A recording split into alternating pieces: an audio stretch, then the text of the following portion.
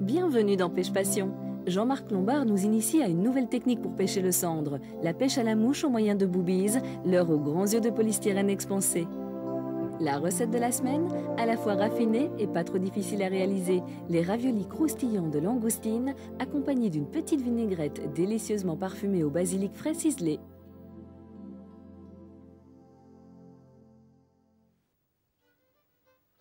Jean-Marc Lombard est ce que l'on peut appeler un moucheur passionné. Chez lui, la technique passe avant tout. Il ne pratique quasiment aucune autre forme de pêche. C'est ainsi qu'il a mis au point un certain nombre de méthodes, de techniques et de mouches qui lui permettent de pêcher au fouet d'autres poissons que ceux que l'on traque habituellement de cette façon. Pour l'instant, il travaille à mettre au point des techniques qui lui permettent notamment de pêcher le barbeau à la nymphe ou, dans le cas qui nous occupe, le sandre au moyen de streamers ou de boobies.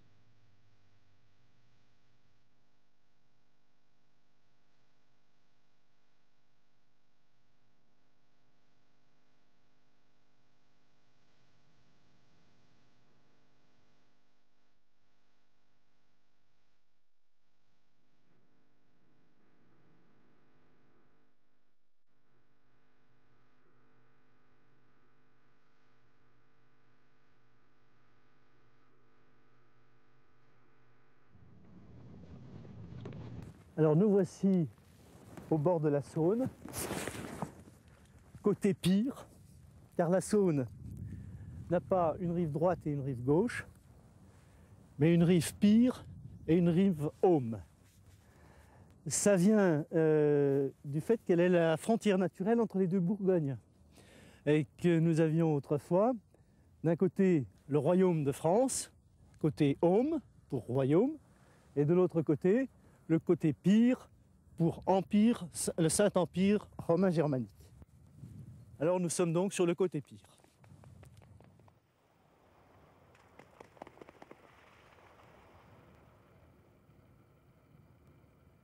Alors pour pêcher le sandre à la mouche, j'utilise tout simplement une canne réservoir avec une soie très plongeante S4 ou S5. Et en ce qui concerne les mouches, je fabrique moi-même quelques streamers. Voilà, pour eau teintée, fortement teintée, ou des eaux basses et très claires, comme celui-ci ou celui-là. Alors, il y en a toutes sortes de variantes, vous voyez.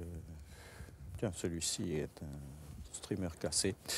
J'utilise du lapin, du marabout, du chevreuil pour les vibrations et de la chenille flash, qui apparemment est apprécié du sandre, qui semble aimer le clinquant. Je pêche aussi avec des boobies. En fait, je préfère, dans bien des cas. Il s'agit là d'un genre de streamer particulier qui flotte. Alors le sandre est au fond, donc on utilise une soie extrêmement plongeante qui l'entraîne au fond. Quand je tire sur la soie, il est entraîné vers le fond. Lorsque je relâche, il a tendance à remonter avec quelques petits mouvements attractifs. L'avantage de ce type de mouche, c'est qu'il accroche beaucoup moins dans les cailloux qu'affectionnent les sandres. Je vais d'ailleurs en choisir un tout de suite. Nous allons essayer avec celui-ci qui correspond bien à des eaux légèrement teintées que nous avons aujourd'hui.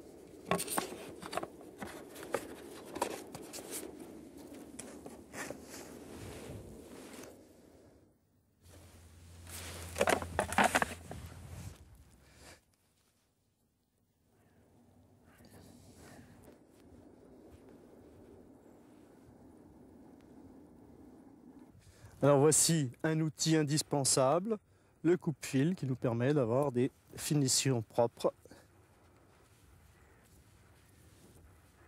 Voilà, nous sommes prêts à pêcher.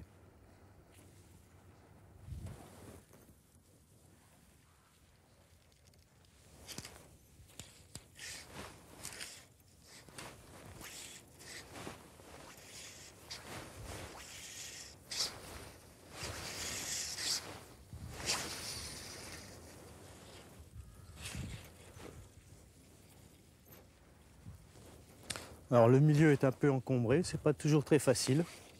Il est bon dans ces cas-là d'amener un tapis avec soi, une bâche, en plastique ou autre. Alors là, je laisse couler la soie qui va entraîner mon boubi vers le fond.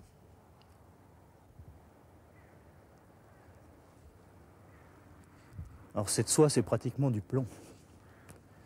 Alors elle est assez fragile, mais elle descend très très vite et très profond. Alors voilà, elle doit être posée au fond et je tire mon boubi qui plonge.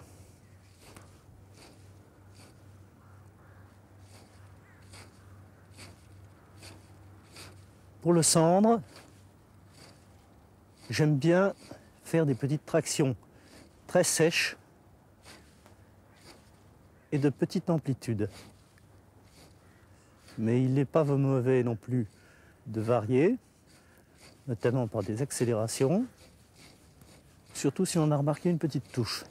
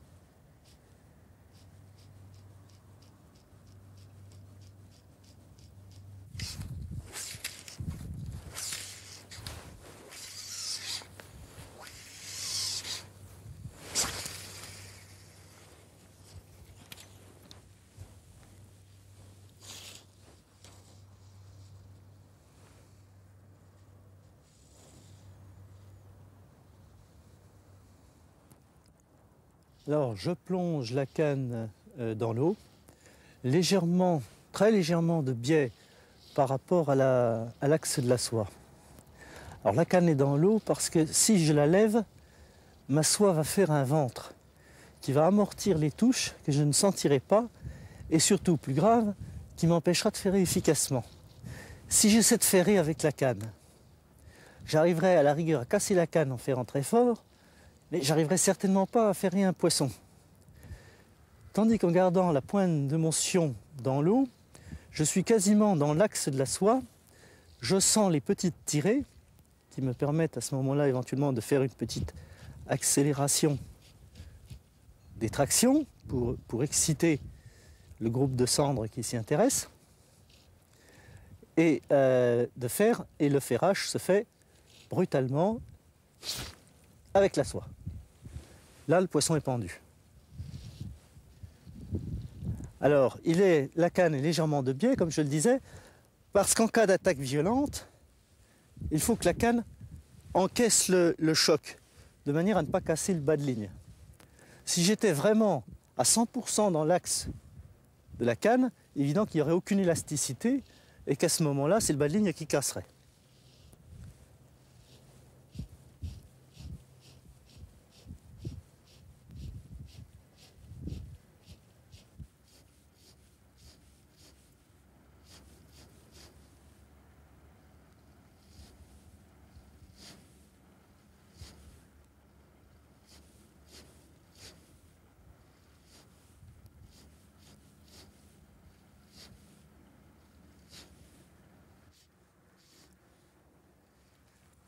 Alors vous constatez que le bas de ligne est très court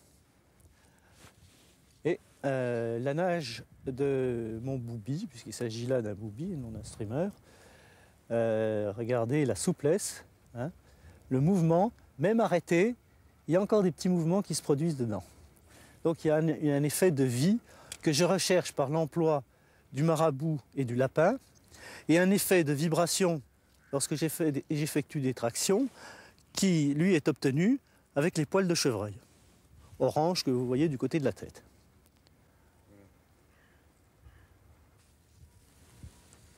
Alors, de temps en temps, surtout lorsqu'on a raclé un peu les cailloux du fond, il est utile d'avoir un petit outil, je dirais capital, une pierre à aiguiser. Alors la pierre à aiguiser, c'est l'outil indispensable du pêcheur de cendres, quelles que soient les techniques qu'il emploie. Quelques petits coups de temps en temps sur la pointe pour la réaiguiser, vérifier, c'est parfaitement piquant. Ça suffit, il n'en faut pas plus. Au cours de sa séance de pêche, Jean-Marc Lombard constatera que, pratiquement à chaque coup de ligne, son boubi reviendra couvert de mousse, dont le fond est manifestement tapissé, ce que le cendre n'apprécie pas particulièrement. Le problème, c'est qu'il n'y a encore pas véritablement eu de crue cette année pour nettoyer.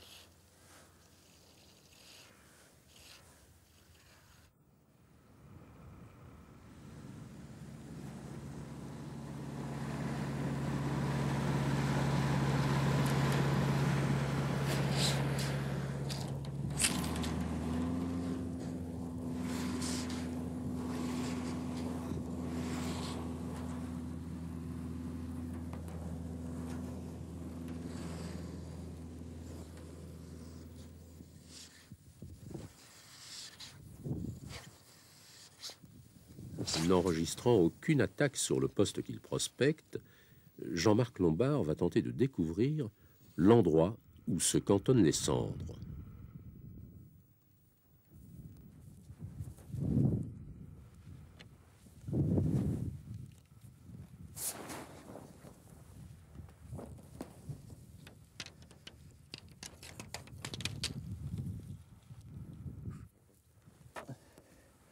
Alors ça n'a pas marché à la pointe. On va faire un petit essai ici. Là il y a un remous. Et ici on se trouve en queue de remous, ce qui est généralement un bon poste pour les cendres.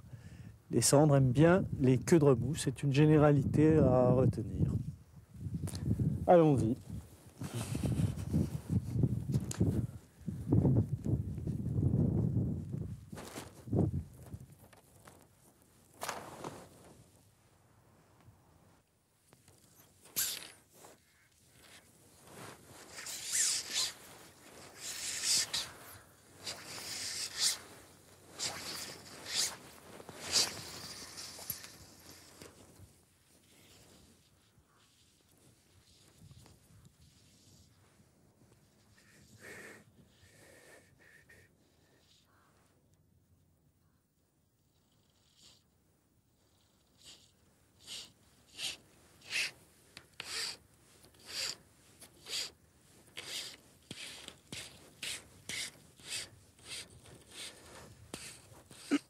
Alors les poissons ne semblent pas plus mordeurs ici que là-bas.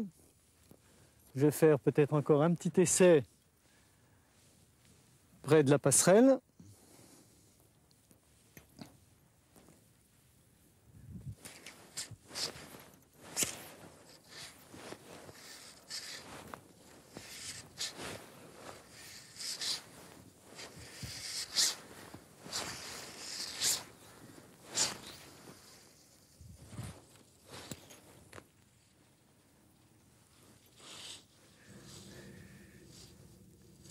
Alors je constate qu'en apparence la rivière est calme, mais qu'on a quand même un certain courant en profondeur qui est nettement plus important qu'on ne pourrait le croire. Oui. J'ai bien cru que j'en tenais un. Apparemment ça devait être une branche ou quelque chose comme ça.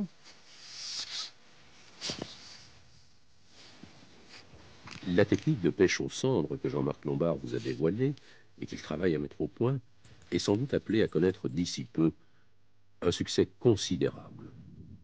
D'une part, elle permettra aux moucheurs d'élargir l'éventail des possibilités de pêche qui leur sont offertes, et d'autre part, Elle permettra de reprendre des cendres dans des endroits qui ont été surpêchés et où la pression de pêche au moyen de techniques traditionnelles les aura rendus trop méfiants.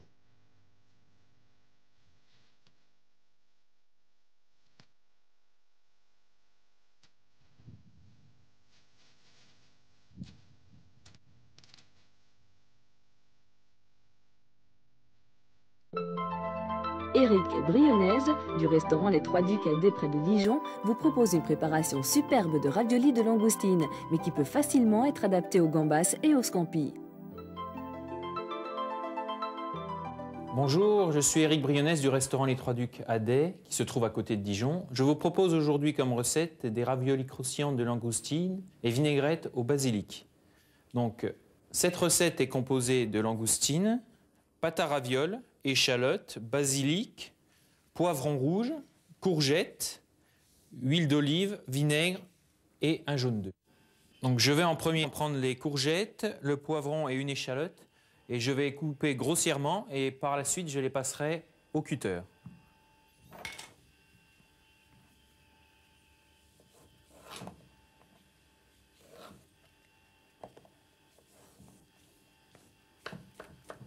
Donc les courgettes, poivrons et échalotes ont été grossièrement coupées. Je vais maintenant les passer dans le robot-coupe.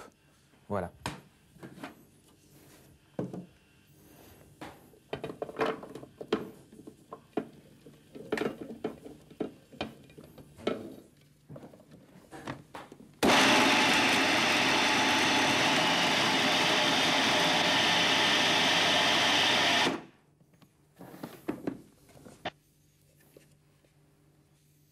Je débarrasse sur une assiette la garniture que j'ai hachée, qui va me servir à réaliser les raviolis croustillantes.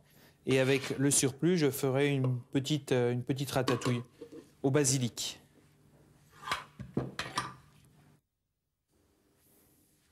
Donc maintenant, je vais défaire les feuilles de basilic qui vont me servir et que je vais ciseler. Et par la suite, je vais les mettre à mariner dans l'huile d'olive.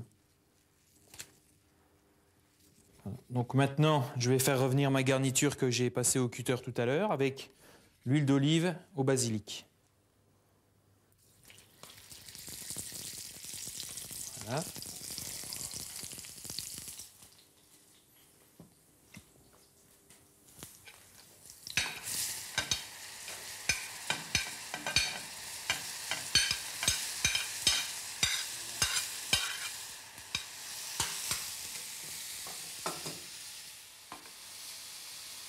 Donc là, on remue un petit peu sa petite garniture. Et bien entendu, il ne faut pas oublier de la saler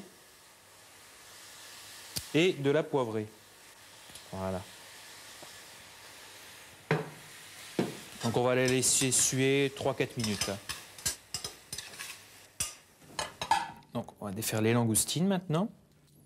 Donc on sépare la tête du reste. Voilà.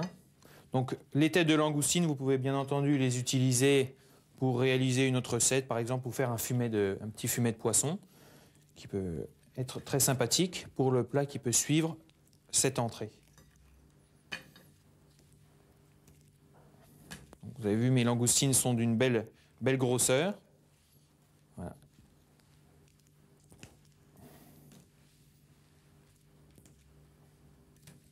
Voilà. Donc les têtes, on va les mettre de côté et on enlève, comme c'est quelque chose qui n'est pas toujours très agréable à faire, avec un petit peu d'habitude. Pour chaque personne, il faut 3 langoustines, puisqu'on va faire réaliser 6 raviolis croustillantes, donc une demi-langoustine par ravioli suffira.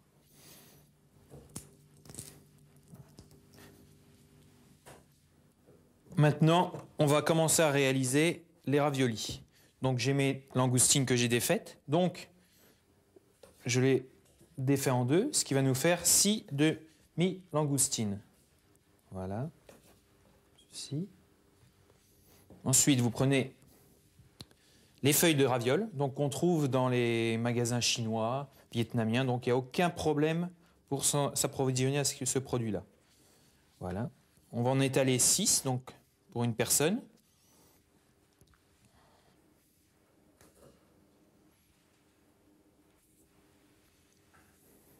Donc, je vais dorer mes feuilles de ravioli maintenant. Voilà. Ce qui va me permettre de les coller. Une fois que toutes les feuilles sont passées à la dorure, pour 6. En général, quand vous êtes plus nombreux, n'hésitez pas à les faire en plusieurs fois, parce que ça évite que la dorure ne sèche avec la pâte à ravioles. Donc vous faites par 6 ou 10 croustillants à la fois, et après vous recommencez la même opération. Ensuite, on va disposer une petite noisette de garniture que l'on a enlevée du feu tout à l'heure, donc qui était composée de poivrons, courgettes et échalotes, qui va être notre petite farce au milieu, et nous disposerons par la suite une langoustine.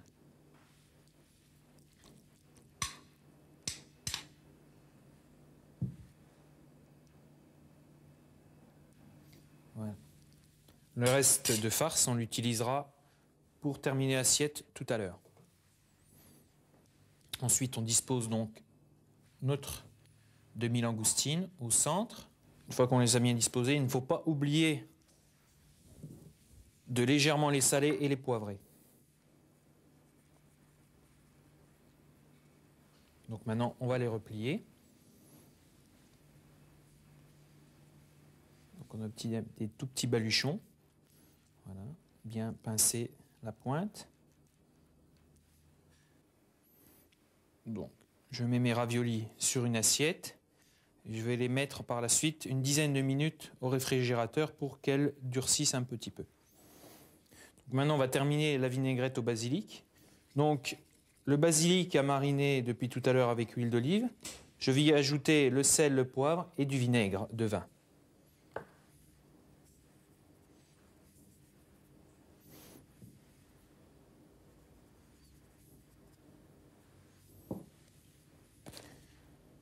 Un petit peu de vinaigre, voilà. Et avec un fouet, on va remuer.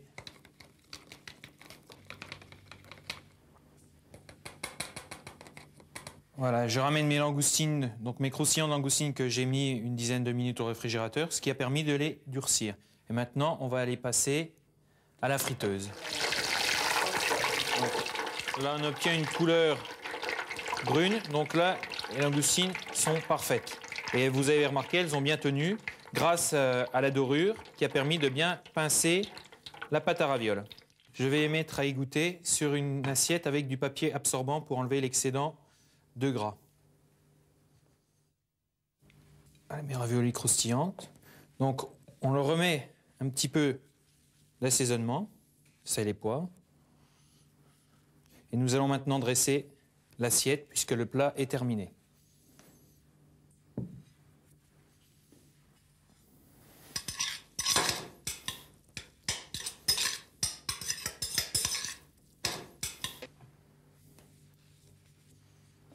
Voilà.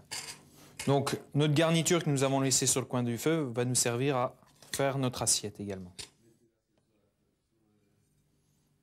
Voilà.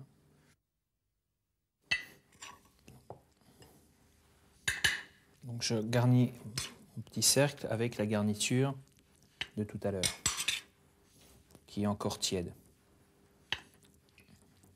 Voilà. Pas tasser pour que ça tienne bien lorsqu'on enlève le petit cercle. Voilà.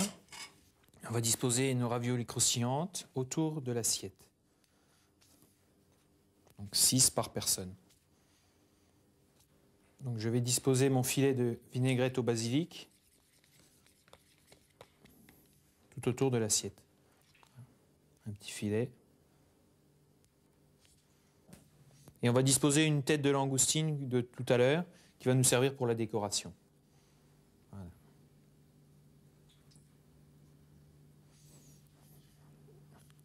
Voilà, l'assiette est terminée. Donc, raviolis croustillants de langoustine avec une vinaigrette au basilic.